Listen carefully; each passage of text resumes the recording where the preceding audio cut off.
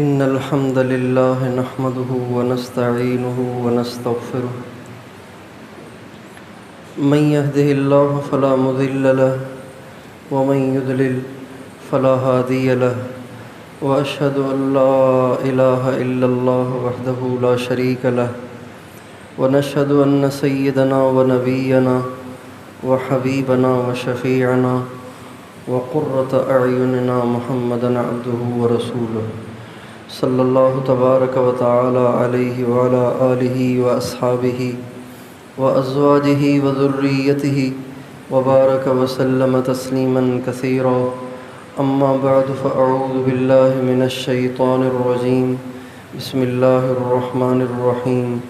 سارعوا إلى مغفرة من ربكم وجنة أرضها السماوات والأرض أعدت للمتقين الذين ينفقون في السراء والضراء والكاظمين الغيظ والعافين عن الناس والله يحب المحسنين.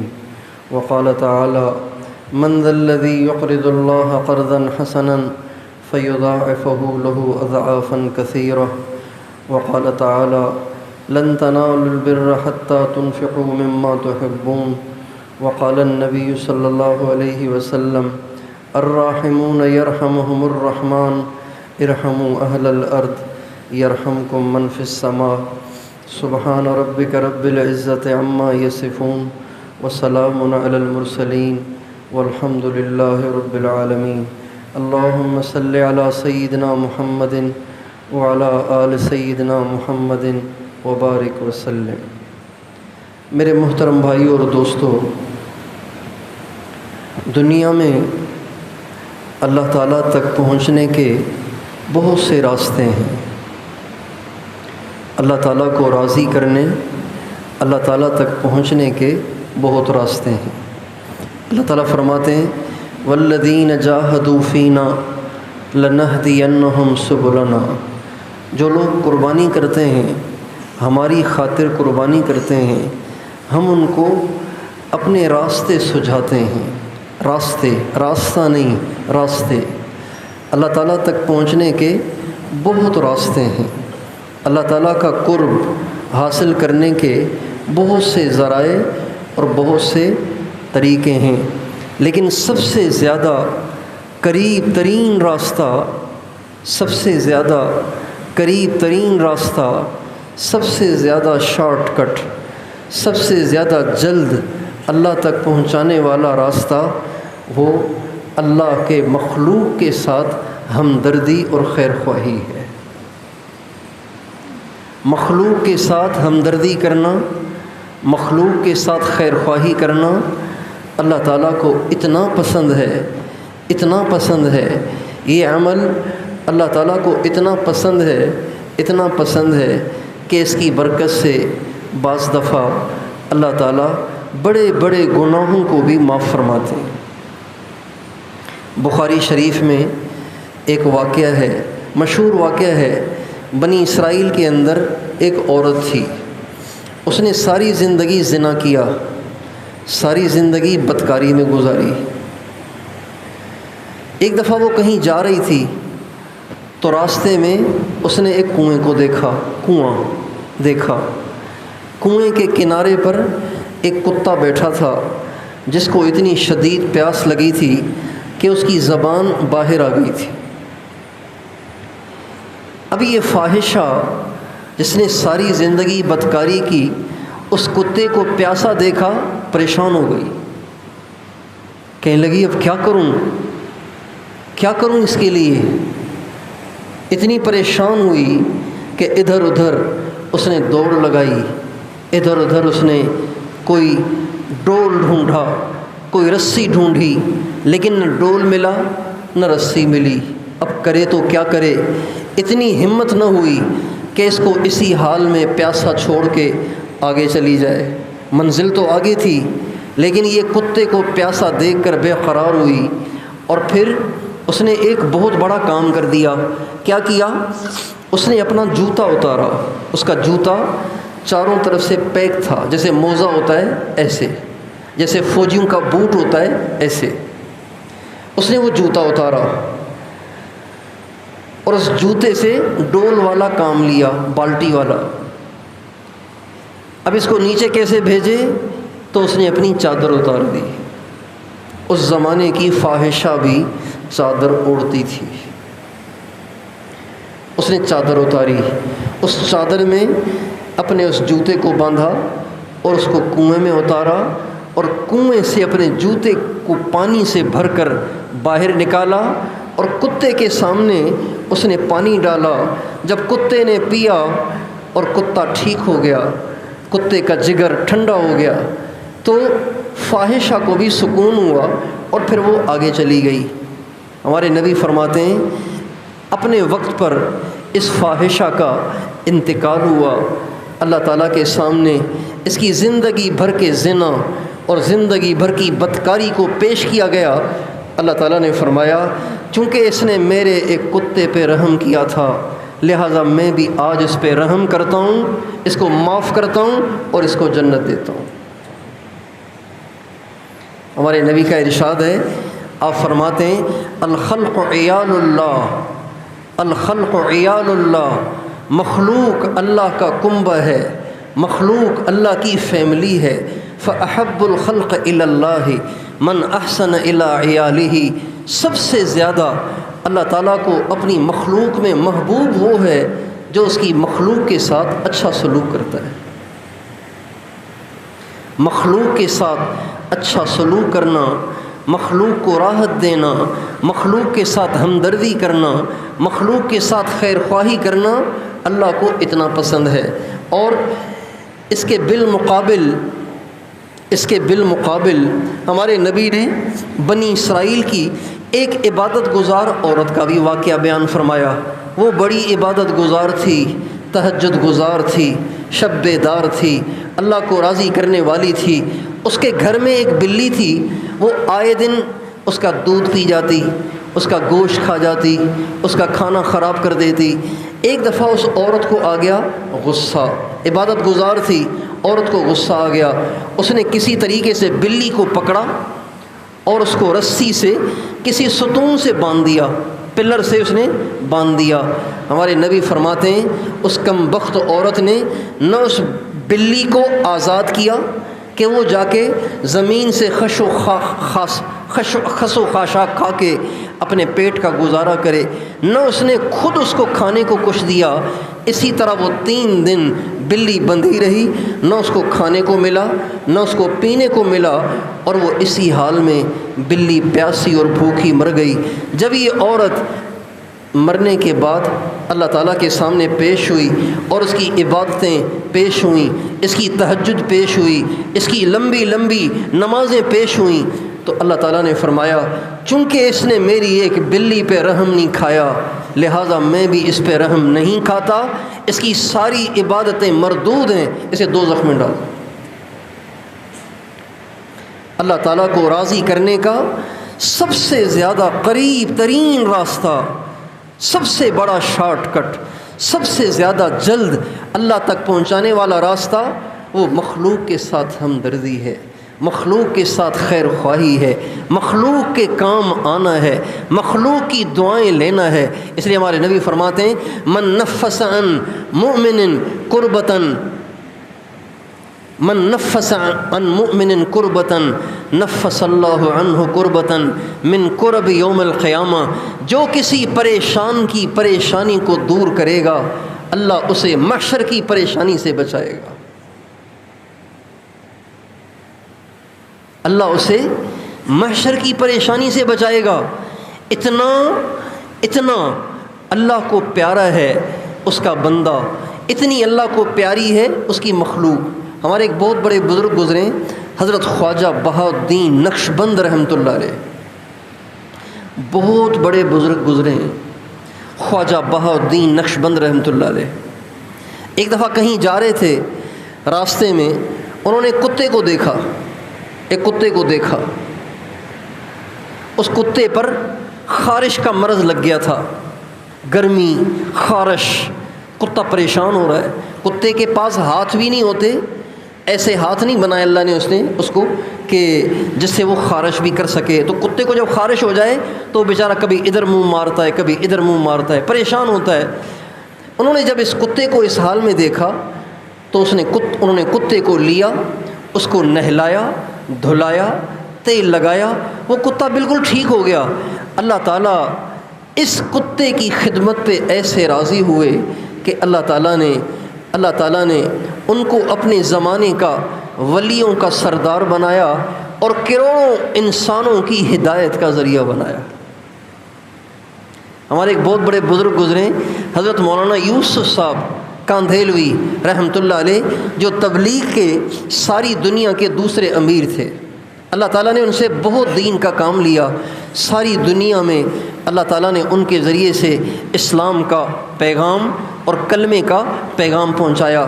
کروڑوں انسانوں کی اللہ تعالیٰ نے ان کو ہدایت کا ذریعہ بنایا. فرمانے لگے یہ اللہ نے جتنا مجھ سے دین کا کام لیا ہے مجھے لگتا ہے کہ یہ ایک وجہ سے لیا ہے.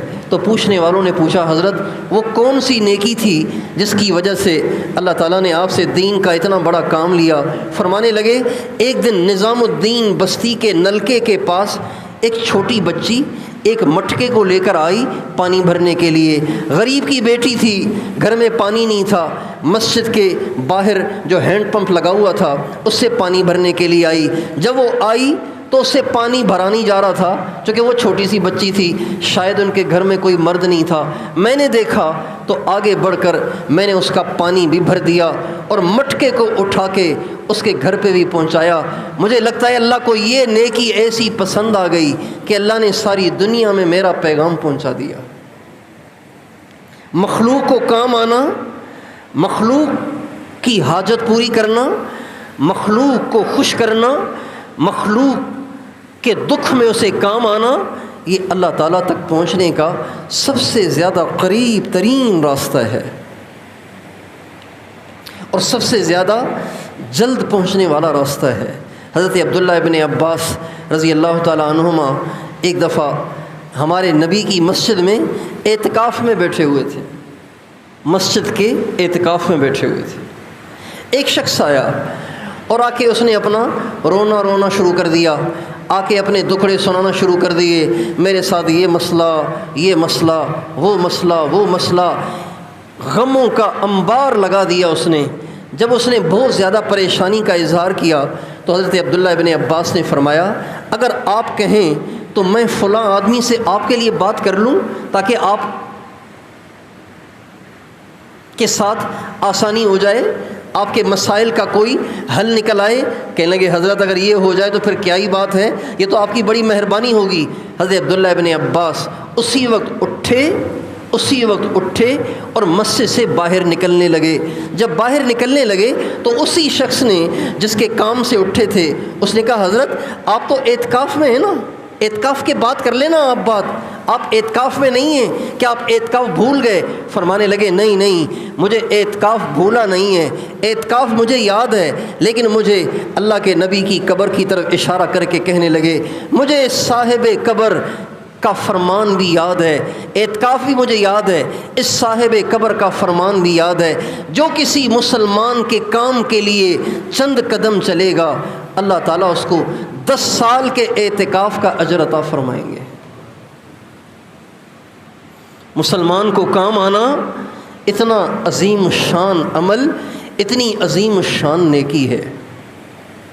بے دینی کا دور دورہ ہے، ہر طرف مادیت پرستی چل رہی ہے اور دنیا سے ایسی محبت ہو گئی ہے، پیسے سے اتنی محبت ہو گئی ہے، مال سے اتنی محبت ہو گئی ہے کہ یہ مال کے پرستار اور مال سے محبت کرنے والے اوروں پہ تو کیا اپنے پر بھی خرچ نہیں کرتے. بخل کی انتہا ہے اور بخیل آدمی چاہے کتنا عبادت گزار کیوں نہ ہو، ہمارے نبی کا ارشاد ہے بخیل آدمی اللہ سے دور ہے چاہے عابد پرہیزگار ہی کیوں نہ ہو، اور سخی آدمی اللہ سے قریب ہے چاہے کتنا گناہ گار کیوں نہ ہو. ہمارے نبی سخی تھے، ہمارے نبی نے اپنی امت کو سخاوت سکھائی، ہمارے نبی نے اپنی امت کے اندر نفسا نفسی پیدا نہیں کی، بلکہ ہمارے نبی نے اپنی امت کے اندر ایثار، ہمدردی، خیر خواہی کا ایسا جذبہ بھرا کہ ہمارے نبی بھی، ہمارے نبی کے صحابہ بھی صرف اپنوں کے لیے نہیں، اوروں کے لیے بھی تڑپتے تھے، صرف اپنوں کے لیے نہیں، اوروں کے لیے بھی تڑپتے تھے۔ ایسی ان میں رحم دلی، ایسی ان کے اندر ہمدردی، ایسی ان میں خیر خواہی تھی۔ ہمارے نبی کے زمانے میں لوگ آتے تھے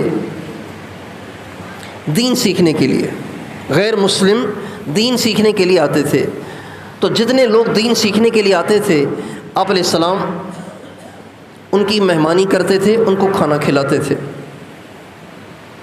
جو مہمان آپ کی مہمانی سے بچ جاتے تھے، مزید کی جب گنجائش نہیں رہتی تھی تو آپ اسے صحابہ میں تقسیم کرتے تھے۔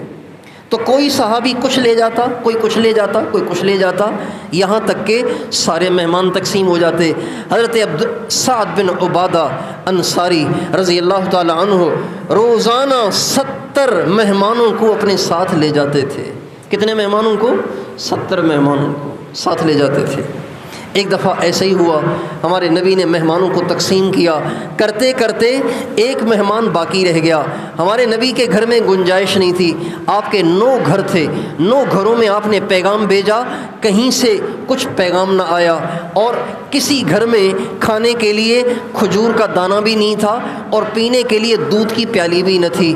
ہمارے نبی پریشان تھے، آپ فرما رہے تھے کوئی ہے جو اللہ کے اس مہمان اور میرے اس مہمان کی مہمان نوازی کرے؟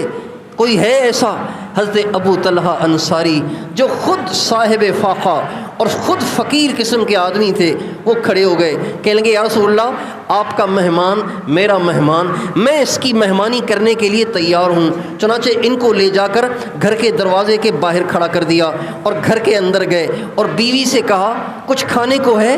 کہنے لگی آج تو کچھ بھی نہیں ہے، بس تھوڑا سا کھانا ہے، وہ میں نے اپنے بچوں کے لیے بچا کے رکھا ہے، باقی آپ نے بھی فاقے سے سونا ہے، میں نے بھی فاقے سے سونا ہے، آپ نے بھی بھوک سے رات گزارنی ہے، میں نے بھی رات کو بھوک سے گزارنا ہے، اور بچوں کے لیے تھوڑا سا کھانا رکھا ہے۔ حضرت ابو طلحہ انصاری کی سخاوت پہ قربان جائیں، فرمانے لگے اپنی بیوی سے کہ بچوں کو بھی بہلا پھسلا کے بھوکا سلا دو اور یہ کھانا مہمان کے لیے رکھ لو، اللہ کے نبی کا مہمان کھائے گا، اللہ راضی ہو جائیں گے۔ پھر فرمانے لگے، اپنی بیوی سے فرمانے لگے جب ہم کھانا رکھیں گے تو یقیناً مہمان ہمیں بھی کہے گا کہ بھئی تم بھی تو کھاؤ، تم بھی تو کھاؤ، تو ہم بھی مہمان کے کہنے پر اس کے ساتھ بیٹھ جائیں گے، لیکن کھانا چونکہ اتنا نہیں ہے کہ ہم بھی کھا سکیں، مہمان بھی کھا سکے، اس لیے جب کھانا رکھا جائے اور ہم بھی بیٹھ جائیں، تم چراغ کو ٹھیک کرنے سے ارادے سے اٹھنا اور پھونک مار کے اسے بجھا دینا تاکہ اندھیرا ہو جائے،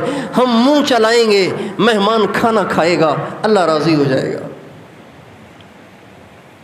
چنانچہ ابو طلحہ انصاری نے ایسے ہی کیا، مہمان کو اندر لائے، کھانا سامنے رکھا، بیوی اٹھی چراغ کو ٹھیک کرنے کے ارادے سے اور اس کو بجھا دیا اور اندھیرا ہو گیا۔ ابو طلحہ منہ چلاتے رہے، ام سلیم منہ چلاتی رہیں اور مہمان کھانا کھاتا رہا۔ کسی کو نہیں پتہ چلا کہ ابو طلحہ نے آج کتنی بڑی قربانی کی ہے۔ جب ابو طلحہ انصاری صبح کو نبی کریم صلی اللہ علیہ وسلم کے پیچھے نماز پڑھنے کے لیے آئے، آپ نے فرمایا ابو طلحہ تیری رات کی مہمانی اللہ کو بڑی پسند آئی ہے اور تیری شان میں اللہ نے قرآن پاک کی آیت اتاری وَيُؤْثِرُونَ عَلَىٰ أَنفُسِهِمْ وَلَوْ كَانَ بِهِمْ خَصَاصَةٌ۔ میرے نبی کے صحابہ کے اخلاق کے کیا کہنے کہ خود بھوکے سو جاتے ہیں، مہمان کو کھانا کھلاتے ہیں۔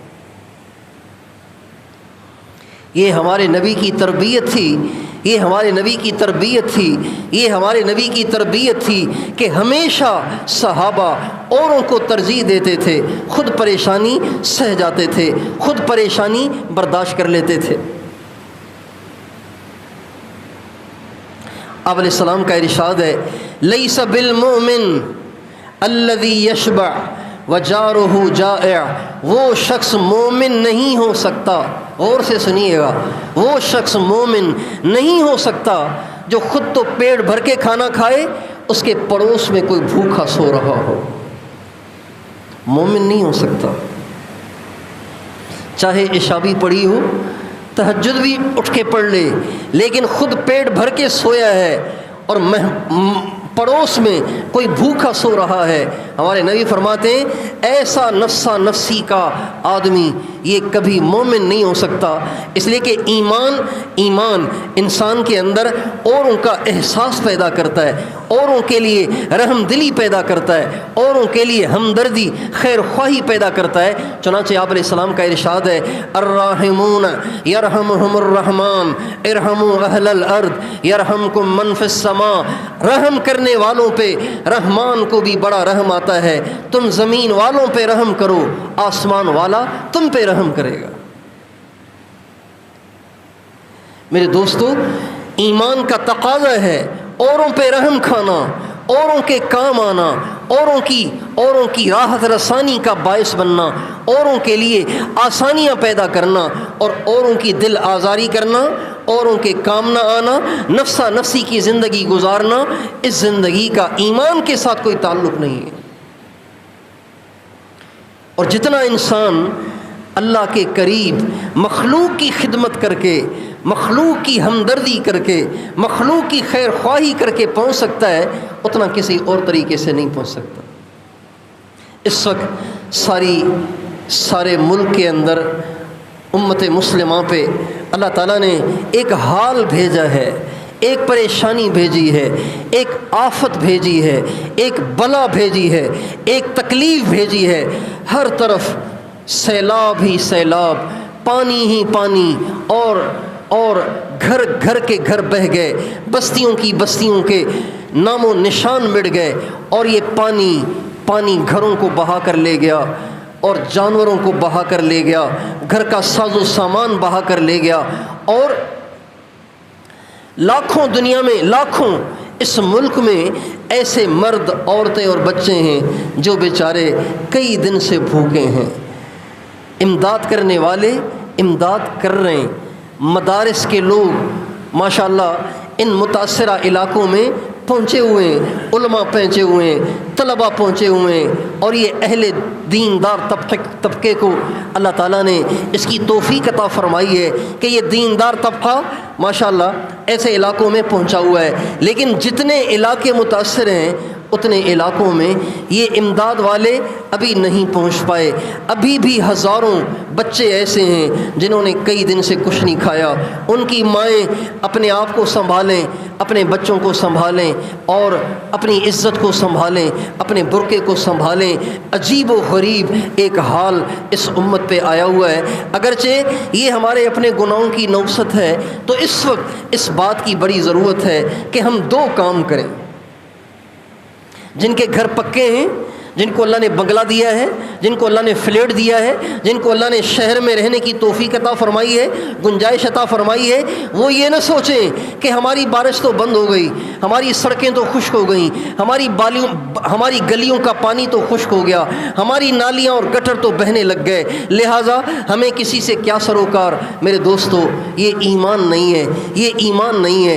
ایمان کا تقاضا ہے کہ آپ تحقیق کریں گھوٹکی کا کیا ہوا، شکارپور کا کیا ہوا، راجن پور کا کیا ہوا، اور ڈیرہ غازی خان کا کیا ہوا، سلیمان اور کوہ سلیمان کا کیا ہوا۔ اور ابھی مجھے جمعے کی بیان سے پہلے سوات کے دوستوں کا فون آیا کہ بحرین کا جو ڈیم ہے وہ ٹوٹ گیا ہے، بحرین کا ڈیم ٹوٹ گیا ہے، اور سوات شہر کے بھی ڈوبنے کے خطرات ہو گئے ہیں، اور حکومت نے اس کو ہائی الرٹ کر دیا ہے۔ اور وہ جو دریائے سوات ہے جس میں تھوڑا تھوڑا پانی نیچے سے جا رہا ہوتا ہے، وہ ایسے بھر کے جا رہا ہے جیسے کراچی کا سمندر بن گیا ہو۔ تو ہر طرف پریشانی، اور بلوچستان تو سارا ہی ڈوب گیا، ہر طرف پریشانی، ہر طرف مصیبت ہی مصیبت۔ کتنی عورتیں ہیں جو سڑکوں پہ بیٹھی ہوئی ہیں اور رو رہی ہیں، نہ بچوں کو دودھ پلا سکتی ہیں، نہ بچوں کو کھانا دے سکتی ہیں، نہ اپنی عزت اور عفت کو بچا سکتی ہیں۔ یہ وقت ہے جنت بنانے کا۔ اللہ کا قرب حاصل کرنے کا، اللہ کی محبت کو حاصل کرنے کا۔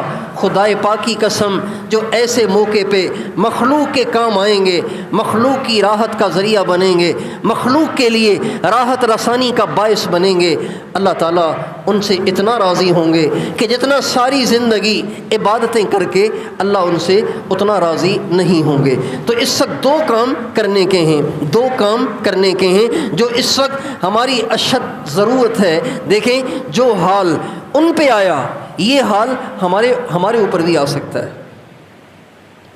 اگر یہ کوٹڑی کا دریا، اس کا بند ٹوٹ جائے تو یہ وحدت کالونی بچ جائے گی، یہ قاسم آباد بچ جائے گا، اور یہ کراچی کا سمندر اگر امنڈ آئے تو کراچی بچ جائے گا۔ کیا یہ نوری آباد بچ جائے گا؟ کیا یہ حیدرآباد بچ جائے گا؟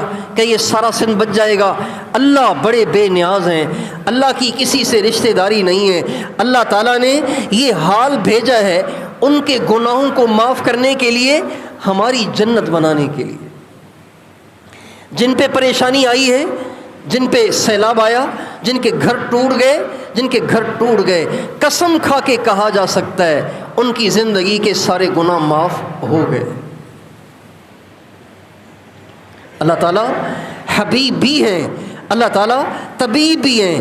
حدیث میں آتا ہے جب میرے بندے گناہ کرتے ہیں اور پھر فوراً توبہ تائب ہو جاتے ہیں اور مجھے منا لیتے ہیں تو میں ان کا حبیب ہوں، میں ان سے پیار کرتا ہوں۔ اور جب میرے بندے گناہ تو کرتے رہتے ہیں، توبہ کرتے نہیں ہیں، معافی مجھ سے مانگتے نہیں ہیں، اللہ فرماتے ہیں فَأَنَا طَبِيبُهُمْ، پھر میں ان کا طبیب بن جاتا ہوں، میں ان کا آپریشن کرتا ہوں، میں ان پہ پریشانیاں بھیجتا ہوں، میں ان پہ حالات بھیجتا ہوں، میں ان پہ سیلاب بھیجتا ہوں، میں ان پہ زلزلے بھیجتا ہوں، میں ان پہ مہنگائی بھیجتا ہوں، میں ان پہ قتل و غارت کو مسلط کرتا ہوں، میں ان پہ ظالموں کو مسلط کر دیتا ہوں۔ اس کی وجہ سے ان کے گناہوں کی معافی ہو جاتی ہے۔ ہمارے نبی کا ارشاد ہے چلتے چلتے انسان کے پاؤں میں کانٹا بھی لگ جائے نا، کانٹا بھی چبھ جائے، اس سے بھی اللہ گناہوں کو معاف فرماتے ہیں۔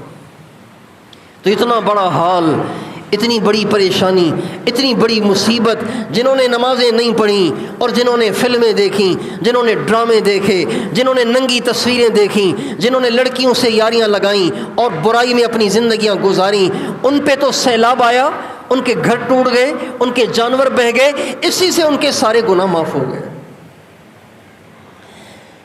ہم پہ چونکہ یہ حال نہیں آیا تو ہماری بخشش کا سامان ابھی آیا نہیں ہے۔ اگر ہم توبہ کر لیں، اللہ بغیر حال بھیجے، بغیر پریشانی بھیجے معاف کر دے گا۔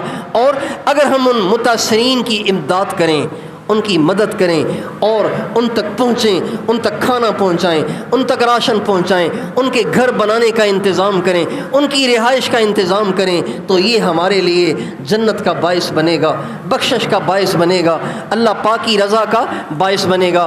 اللہ تعالیٰ قرآن پاک میں فرماتے ہیں سارعوا الی مغفرۃ من ربکم وجنہ، دوڑ لگاؤ اللہ کی بخشش کی طرف اور دوڑ لگاؤ جنت کی طرف، عرضها السماوات والارض، اللہ کی اس جنت کی طرف جس کی صرف چوڑائی زمین آسمان کے برابر ہے۔ پھر فرماتے ہیں اس میں جائے گا کون؟ اللہ فرماتے ہیں اعدت للمتقین، اس میں صرف وہ جائے گا جو متقی ہوگا۔ اچھا متقی کون ہے؟ اللہ فرماتے ہیں الذین ينفقون فی السراء والضراء والکاظمین الغیظ والعافین عن الناس واللہ یحب المحسنین۔ اس جنت میں جائیں گے وہ جو تنگی میں بھی اور فراخی میں بھی اللہ پاک کے نام پہ خرچ کرتے ہوں گے۔ کتنا آسان ہو گیا مسئلہ، کتنا آسان ہو گیا۔ جس کو جو مالدار ہے وہ زیادہ دے، جو غریب ہے وہ اپنی گنجائش کے بقدر دے۔ ہمارے نبی سے کسی نے پوچھا یا رسول اللہ ای صدقۃ افضل، سب سے اچھا اور سب سے زیادہ افضل صدقہ کون سا ہے؟ کون سا ہے؟ تو آپ کو یہ کہنا چاہیے تھا، آپ علیہ السلام بظاہر یہ جواب بنتا ہے کہ جہاد میں اپنے پیسے لگا دے، جہاد میں پیسے لگا دے، یہ سب سے بڑا صدقہ ہے، یہ سب سے بڑی کمائی ہے۔ آپ نے فرمایا جہد المقل، جب غریب اپنی جیب سے کچھ کاٹ کے دے دیتا ہے تو یہ سب سے افضل صدقہ ہے۔ جہد المقل، غریب کا صدقہ کرنا، جس کے پاس پہلے ہی کچھ نہیں ہے، اس کے اپنے ہی لالے پڑے ہوئے ہیں، وہ بھی اپنی جیب سے جب 100 روپے نکال کے کسی غریب کا کام کرنے کے لیے لگا رہا ہے، یہ صدقہ سارے صدقوں سے زیادہ افضل ہے۔ تو بھائیوں، 2 کام اس وقت کرنے کے ہیں۔ ایک تو یہ کہ ان متاثرین کی امداد کی جائے، ان کے گھر بنائے جائیں، ان کے لیے کھانے کا انتظام کیا جائے، ان کے لیے روٹی کا انتظام کیا جائے، ان کے لیے کپڑوں کا انتظام کیا جائے۔ یقین جانو، کتے کو پانی پلانے والی بنی اسرائیل کی فاحشہ عورت کی بخشش ہو گئی۔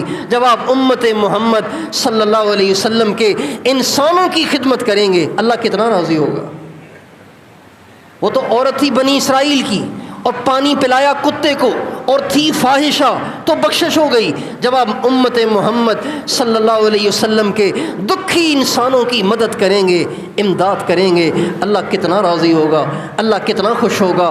سرکار دو عالم صلی اللہ علیہ وسلم کی روح کو کتنی راحت ہوگی۔ ایک کام تو یہ کرنے کا ہے۔ اس کے لیے آپ کوئی مستند رفاہی ادارے تلاش کریں، کوئی مستند ٹرسٹ تلاش کریں جن کا تعلق دیندار طبقے کے ساتھ ہو اور نیک لوگوں کے ساتھ ہو، معتمد ہوں، قابل اعتبار ہوں۔ جتنا آپ سے ہو سکتا ہے، اور نہیں کر سکتے 100 روپے ہی ان کو پہنچا دو، اور نہیں ہو سکتے تو 1000 روپے ہی ان کو پہنچا دو، اور نہیں ہو سکتے تو 2-4 جوڑے ہی ان کے حوالے کر دو۔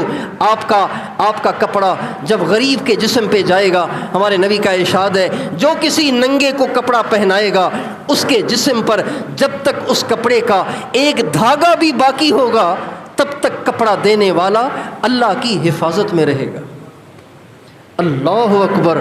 ایک دھاگا بھی اس کا اگر اس غریب کے جسم پہ رہے گا، آپ اللہ کی حفاظت میں رہیں گے۔ تو جو جتنا کر سکتا ہو ضرور کرے۔ اس موقع پہ بخل سے کام لینا، کنجوسی سے کام لینا، بے حسی سے کام لینا اور سنگ دلی سے کام لینا، یہ انسانیت نہیں ہے۔ اس لیے میں بھی اس کی نیت کرتا ہوں، آپ بھی اس کی نیت کریں، امیر بھی اس کی نیت کریں، غریب بھی اس کی نیت کریں گے کوشش انشاءاللہ۔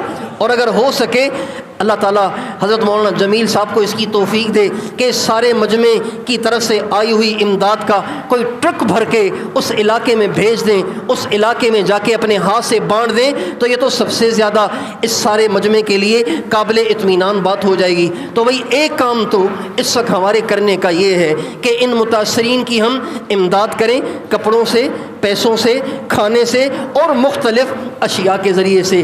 ایک کام تو یہ کرنے کا ہے۔ دوسرا کام جو اس سے بھی زیادہ ضروری ہے وہ یہ ہے کہ ہم اپنی ذات سے گناہوں سے توبہ کریں اور ہر علاقے میں جا کر ان سے گناہوں سے توبہ کروائیں۔ اس لیے کہ یہ جو حال آیا، یہ جو بادل برسے اور یہ جو سیلاب آیا اور یہ جو بستیاں بہہ گئیں اور یہ جانور بہہ گئے اور یہ اتنی بڑی پریشانی جو آئی، یہ خام خواہ نہیں آئی۔ اللہ ظالم نہیں ہے۔ وَمَا اللَّهُ يُرِيدُ ظُلْمًا لِلْعِبَادِ، اللہ فرماتے ہیں میں ظالم نہیں ہوں، اپنے بنے ہوئے بندوں پہ بھلا میں کیسے ظلم کروں گا۔ اللہ تعالیٰ فرماتے ہیں وَمَا كَانَ اللَّهُ لِيَظْلِمَهُمْ وَلَكِنْ كَانُوا أَنفُسَهُمْ يَظْلِمُونَ، اللہ کسی پہ ظلم نہیں کرتا، اور اللہ کیسے کسی پہ ظلم کر سکتا ہے؟ بندے اللہ کی نافرمانیاں کر کے اپنے لیے عذاب کا سامان بناتے ہیں۔ اس لیے سب سے بڑی ضرورت امداد سے بھی پہلے اس بات کی ہے کہ ہم خود اپنی ذات سے، اپنے گھر سے، اپنے محلے سے، اپنے علاقے سے اور ان تمام متاثرہ علاقوں میں جا کر اس سارے مجمع سے استغفار کرائیں، توبہ کرائیں، ان کو یہ بات سمجھائیں کہ اتنا بڑا حال آ گیا ہے، اب تو نمازیں پڑھنا شروع کرو، اب تو بے حیائی سے بچو، اب تو اس فیس بک کی لعنت سے بچو، اب تو اس یوٹیوب کی لعنت سے بچو، اب تو ان فلموں سے اور عورتوں سے اختلاط سے اور اس بدکاری اور بے حیائی سے اور اس میوزک سے اور گانے سننے سے اور اوروں کے حق دبانے سے، اوروں کا دل دکھانے سے، ماں باپ سے بدتمیزی سے، اپنے گھر والوں کے ساتھ بدتمیزی سے پیش آنے سے، ان ساری باتوں سے توبہ کرو۔